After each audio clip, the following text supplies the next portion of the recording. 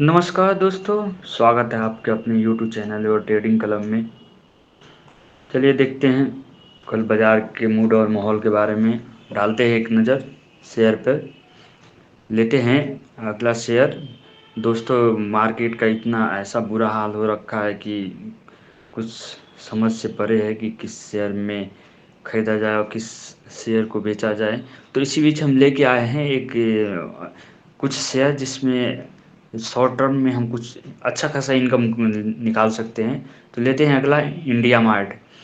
दोस्तों, India mart में एक सेलिंग का बहुत ज़्यादा ही प्रेशर है सेलिंग का। यहाँ पे एक साफ सेलिंग आया और प्रॉफिट बुकिंग हो गई, एकदम तेज़ी से सेलिंग आ रहा है। तो एक यहाँ से स्पाइक लगा के गया था 2234 का।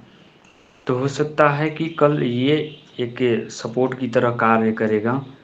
तो हम 2230 2235 के लिए इसका हम पुट खरीद के चल सकते हैं। और अगला है एल एन टी।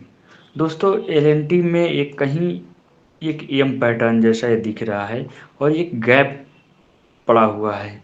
तो हो सकता है ये एक गैप को फिल करे। 3400 एक राउंड लेवल भी है, तो ये कि इतना नीचे तक का टारगेट एक्सपेक्ट नहीं कर सकते, लेकिन ये हो सकता है कि कल को ये गैप का कुछ हिस्सा फिल करे।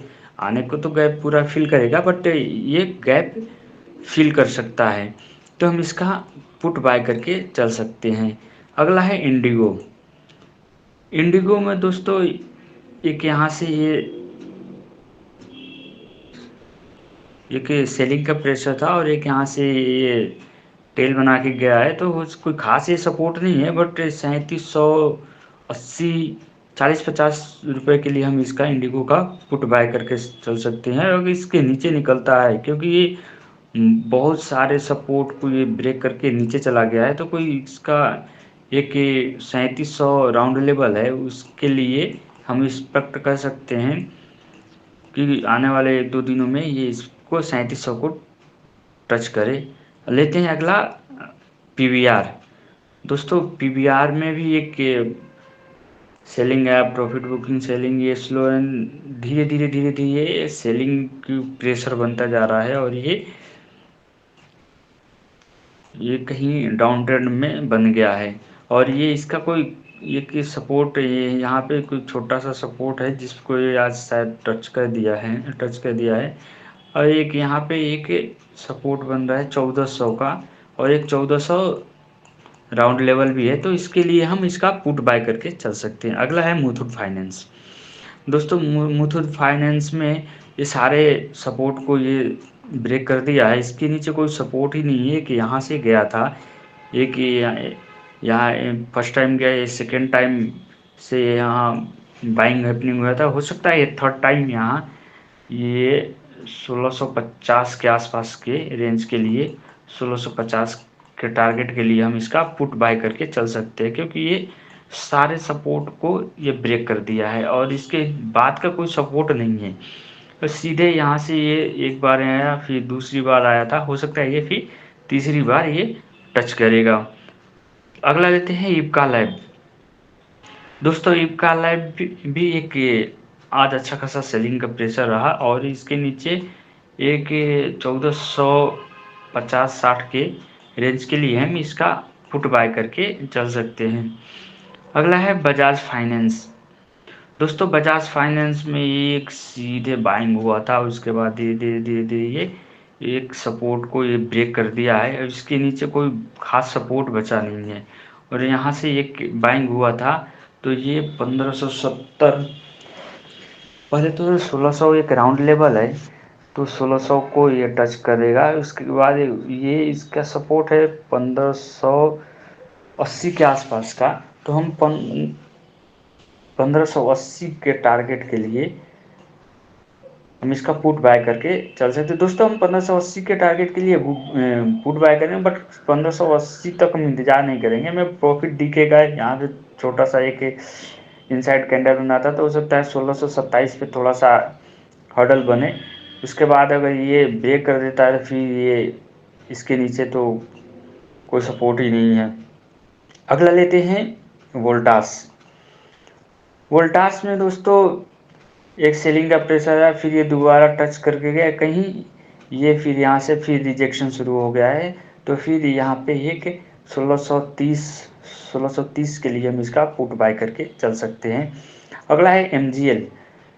एमजीएल में दोस्तों सारे सपोर्ट को ब्रेक कर दिया और निचले लेवल पे एक ट्रेड कर रहा है। अगर एक यहाँ से बाइंग हैपनिंग हुआ था, ये सेलिंग का शायद ये इलेक्शन के डे का कैंडल है, यहाँ पे आया था, स्पाइक लगा गया था। तो ये 1200 के लिए आने वाले दिनों में ये 1200 को टच करते हुए दिखेगा ये, इसका हम पुट बाय करके चल सकते हैं।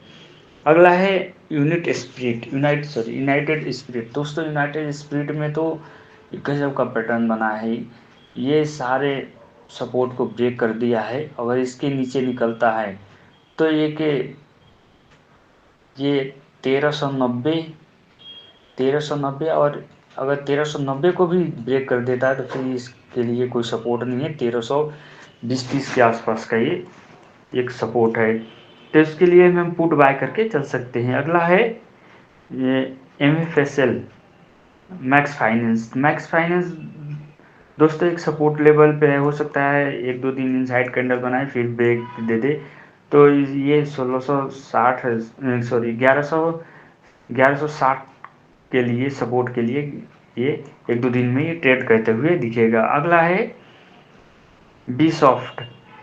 ये दोस्तों ये सारे ये सपोर्ट लेवल पे ट्रेड कर रहा है। अगर इसके नीचे निकलता है, एक छोटा सा 537 से ये गया था टच करके, तो फिर हो सकता है 537 के ये कल को ट्रेड करे। अगर इससे भी नीचे निकलता है तो दोस्तों ये कोई खास सपोर्ट नहीं है, फिर ये 525 523 के लिए ये ट्रेड करते हुए नज़र आएगा। अगला है एचडीएफसी लाइफ। दोस्तों एचडीएफसी लाइफ पे बहुत बड़ा इंटरेस्टेड कहें वो चार्ट फॉर्म हुआ है। यहाँ ये सपोर्ट था, ये सपोर्ट था, सारे सपोर्ट को ब्रेक कर दिया और यहाँ से एक बाइंग है हुआ था। तो हो सकता है कल ये 670 के लिए हम इसका पुट बाय करके चल सकते हैं। अगला है छोला फाइनेंस। दोस्तों छोला फाइनेंस तो ये ये सेलिंग का प्रेशर कुछ ज़्यादा ही दिख रहा है इसमें, और ये एक यहाँ सपोर्ट पे है। ये जून 2024 के सपोर्ट पे ट्रेड कर रहा है। इसके नीचे एक ये 1150 के लिए फर्स्ट टारगेट है और फिर दूसरा 1100 के टारगेट के लिए हम इसका पुट बाय करके चल सकते हैं। अगला लेते हैं एक्सिस बैंक। दोस्तों एक्सिस बैंक तो क्या गजब का कैंडल बनाया है, ये मल्टीपल सपोर्ट को ब्रेक कर दिया है, सारे सपोर्ट, और एक यहाँ के सपोर्ट के लिए ट्रेड कर रहा है। अगर ये थोड़ा सा 1125 पे कोई खास हर्डल नहीं है, अगर इसके नीचे निकलता है तो फिर ये मल्टीपल टाइम यहाँ से एक निकला था, ये यहाँ टच करके गया था 1100, एक राउंड लेवल भी है, 1100 के राउंड लेवल के लिए ये ट्रेड करते हुए नज़र आएगा। इसका हम पुट बाय करके चल सकते हैं। धन्यवाद दोस्तों, ऐसे ही इंटरेस्टिंग शेयरों के लिए हमारे चैनल को लाइक एंड सब्सक्राइब करिए दोस्तों, और अपने दोस्तों को भी शेयर करिए ताकि उनको भी ये कम समय में शेयर मार्केट में